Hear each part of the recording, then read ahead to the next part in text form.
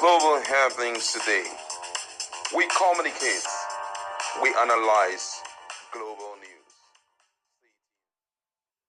news. Mr. Peter Obi, the former presidential candidate of the Labour Party in the 2023 election, seems to have dumped the political party considering what just happened some few minutes ago. And this is not coming from any other person, but it's coming from himself, though he has not made any statement. But the action seems as though he has decided to walk away from the Labour Party. But first of all, let's look at the reason why this speculation is everywhere right now. And according to the news, former Anambra State Governor and 2023 Labour Party presidential candidate Peter Obi has dumped the Labour Party allegedly and was captured wearing an African Democratic Congress branded cap while campaigning for the party's candidate Justina Azuka in Onitsha North State constituency by-election slated for Saturday.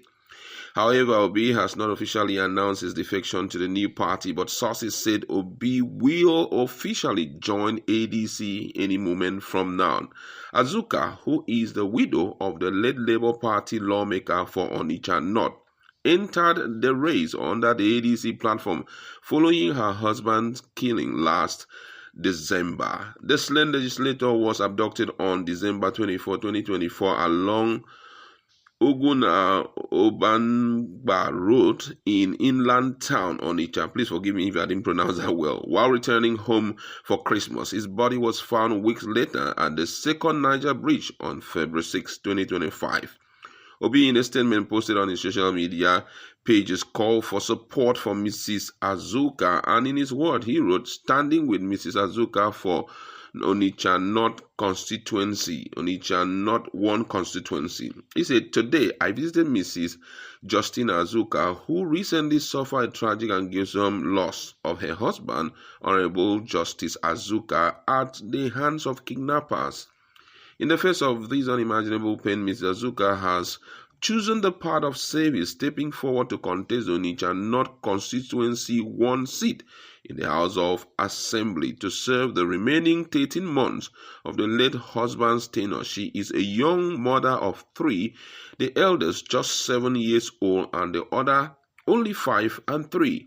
I have always maintained that leadership without compassion is meaningless. True leadership must balance competence with humanity. Mrs. Azuka is an HND graduate in public administration, qualified, competent, and a woman of strength, resilience, and commitment to service. I call on all well-meaning citizens at home and beyond to rally behind her candidacy. Supporting her is not only an investment in competence representation, but also a collective act of solidarity that will help ease the pains and heavy burden of her loss. She has my full support, and I urge us all to stand together to ensure that this capable and committed daughter of ours is elected on Saturday, 16 August 2025. In doing so, we send a clear message that in the new Nigeria, we will be compassionate, we will care for one another in time of difficulty, and we will uphold justice alongside competent leadership. A new Nigeria is possible. P.O.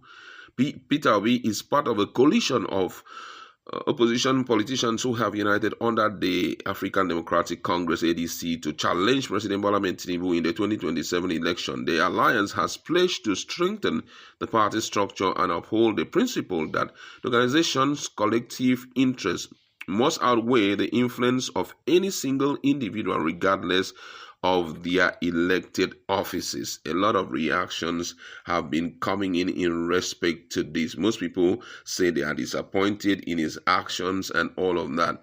And some just say, let's forget about talking about Peter Obi defecting and face the fact that a widow is going in, to continue with the work the husband did some time ago.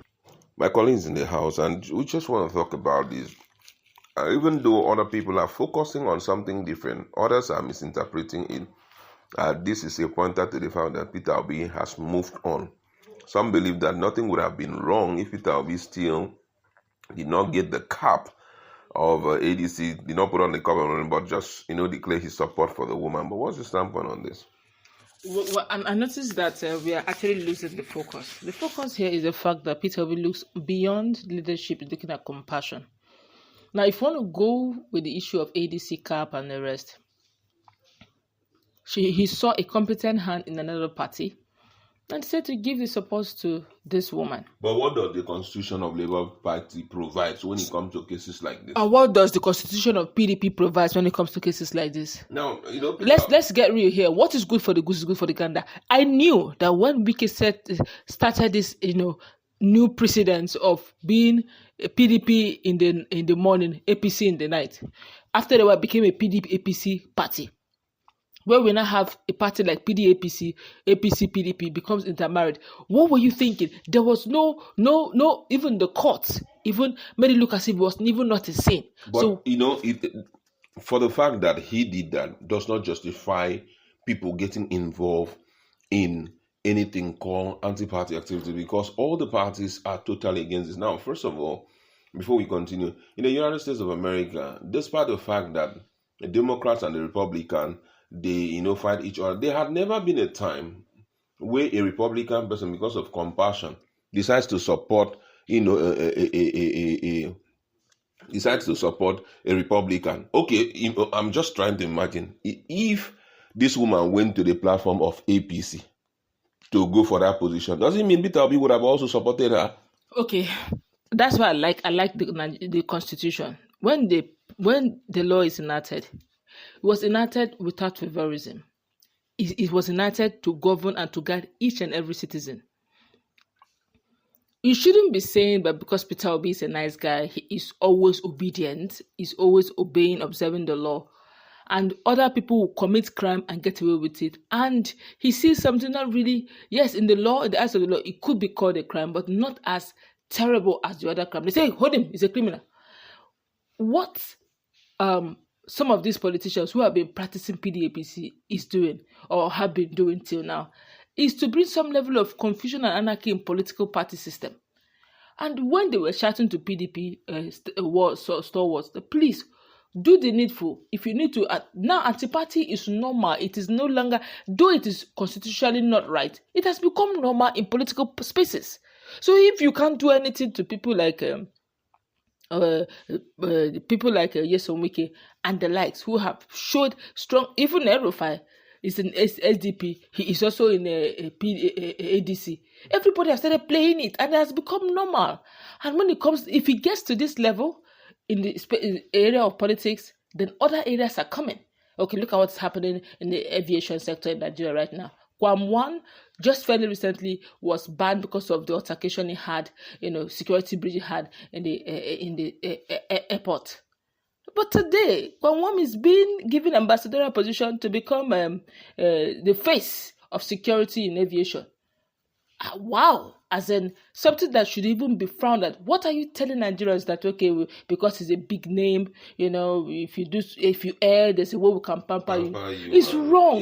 We are creating anarchy. It's been wrong. It's been there since. I can still remember the case of the repentant, in quote, Boko Haram. Today, they have a job in the military, and those who are writing officially and demanding or applying officially to get a job, they don't even have a job in the military. So I don't know where we are going with this move, but however, it's good to clarify that two wrongs don't make a right. You understand? So at one point, I still feel that we should show that level of loyalty to our party. It's a pointer to the fact that you are not deviating, because whether Wike is doing it and get away with it, the right thing always must be done if we need a new Nigeria in future. That's what we like.